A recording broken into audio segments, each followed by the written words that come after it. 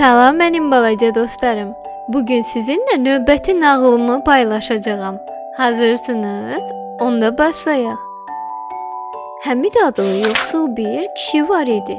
Bu kişinin 6 uşağı var idi.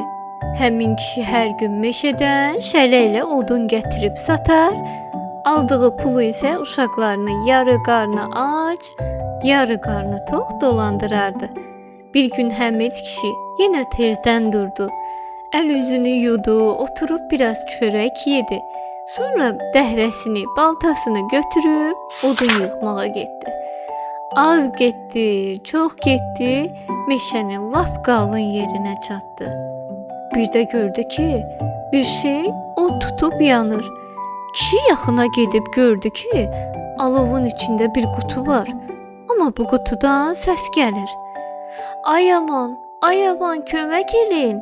Məni bu alovun içindən qurtarın. Həmid kişi çox rəhimli kişi idi. Ürəyi yandı, ona yazığı gəldi.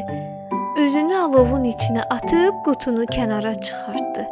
Qutunun ağzını açan kimi içindən bir ilan çıxıb kişinin boğazına dolandı. Qışqırıb dedi: "Səni elə vuracağam ki, parça-parça olasan." Həmid kişi ona yalvarıb dedi: "İlan qardaş, insaf elə, mürüvvət elə. Mən axı səni ölümdən qurtardım. Sənə yaxşılıq elədim. Yaxşılığın əvəzini vermirsən. Bəs məni niyə vurursan? Məndən əl çək. Evdə 6 uşağım var. Onları yetim qoyma." İlan onun boğazına sıxılıb dedi: "Naxaq yerə mənə yaxşılıq eləmisən. Niyə bilmirdin ki, biz yaxşılıq qanan nəsil deyilik. Yaxşılığa pislik edərik. Yaxşılığın əvəzində səni vurub balalarını yetim qoyacam." Kişi dedi: "Ay ilan qardaş, gəl sən bu daşı ətəyindən tök. Bu dəfə yaxşılığın qabağında pislik etmə. Adətini poz, məni vurma." İlan dedi: "Səni vuracağam. Mən qaydanı poza bilmərəm." Kişi naəlac qalıb dedi: "İlan qardaş, onda mənə aman ver. Səninlə 3 şərt kəsək. Sən də sözünü de, mən də deyim. Onlar səni haqlı bilsələr, sözüm yoxdur. Vurarsan ölərəm." İlan kişinin sözünə razı oldu. Kişi qutunu da götürüb ilan boğazında yola düşdü. Az getdi, çox getdi, bir bayquşa rast gəldi. Kişi bütün əhvalatı bayquşa nağıl eləyib dedi: "Bayquş qardaş, bizim şərtimizi kəs. De görək, bu yaxşılığın qabağında ilan məni vurmağa haqlıdırmı?" Bayquş bərkdən ulayıb dedi: "Əlbəttə haqlıdır. Siz insan nəslinin yaxşılığın qabağında pislik etmək lazımdır. Sizdən mənim ürəyim yaralıdır. Məni qoymursunuz ulayıb istədiyim yerləri xaraba qoyan. Mən dağıdıram, siz tikirsiniz.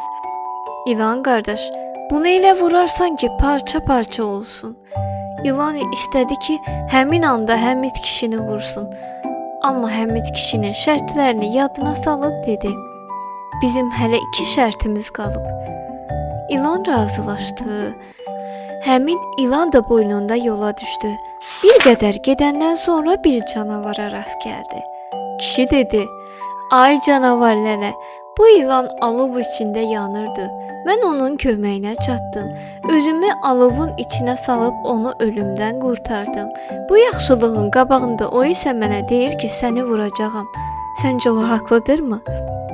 Canavar bərkdən ulayıb dedi: "Əlbəttə haqlıdır. O sənə böyük xətir qoyub ki, hələ səni bu vaxta kimi vurmayıb." Həmid kişi dedi: "Canavar qardaş, heç düz demirsən.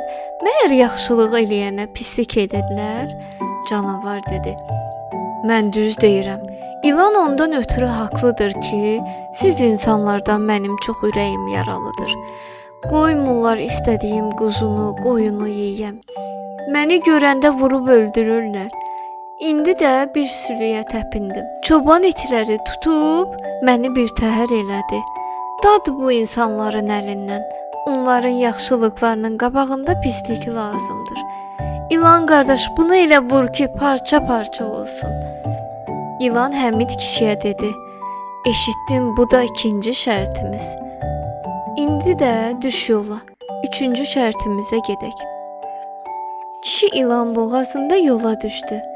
Dərələrdən sel kimi, təpələrdən yel kimi gedib bir tülküyə rast gəldi. Kişi tülküyə baş əyib dedi: "Salam aleykum tülkü baba, xoş gördük." Tülkü yuxarı tullanıb dedi: "Aleyküm salam ay kişi, xoş gəlmisən, beş gətirmisən. Bu ilanı boynuna dolayıb hara belə gedirsən?" Kişi dedi: "Ay tülkü baba, bu ilan meşədə alov içində yanırdı. Mən onun imdadına çatıb onu ölümdən qurtardım. Bu yaxşılığın qabağında da deyir ki, səni vuracağam. İndi sən şərtimizi kəs.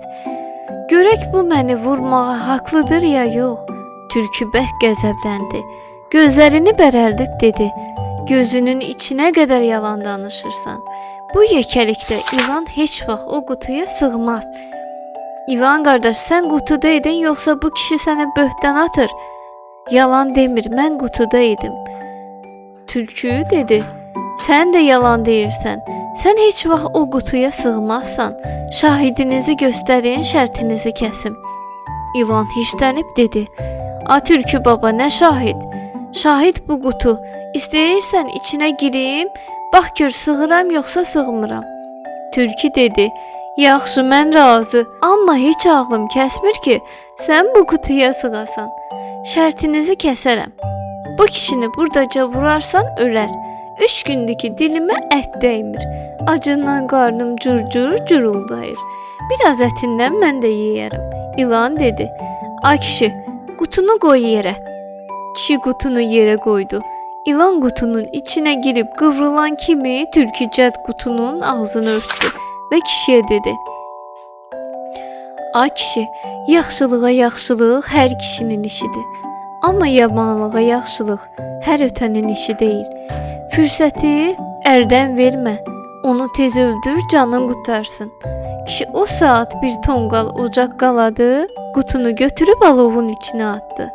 İlan nə qədər qışqırdı, nə qədər yalvardısa, kişi onun sözünə baxmadı ki, baxmadı. İlan qutu ilə bərabər yanıb kül oldu. Kişi tülküyə dua, alqış eləyirdi ki, birdən ovçuların səsi eşidildi.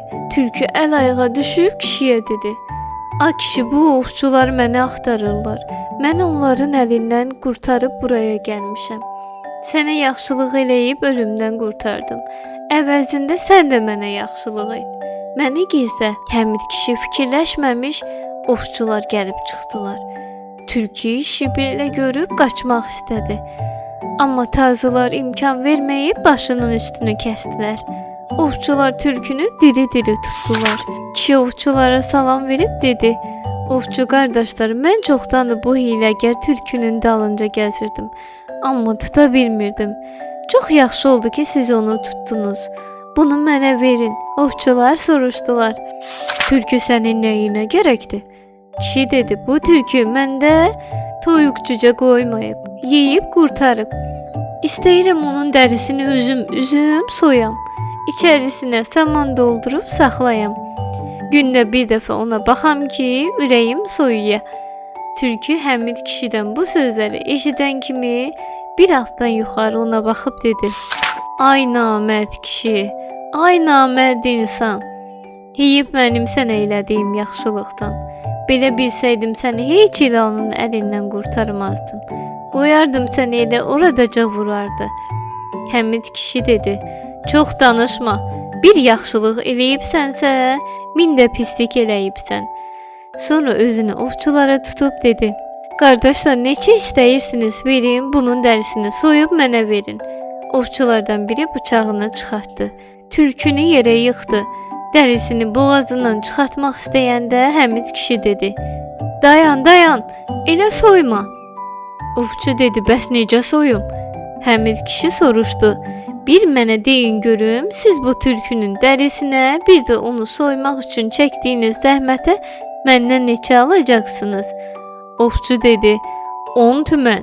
Həmid kişi 15 tümən pul çıxardıb ovçuya verdi və dedi: "Al bu 15 tümən, soymaq zəhməti də sizə qalsın.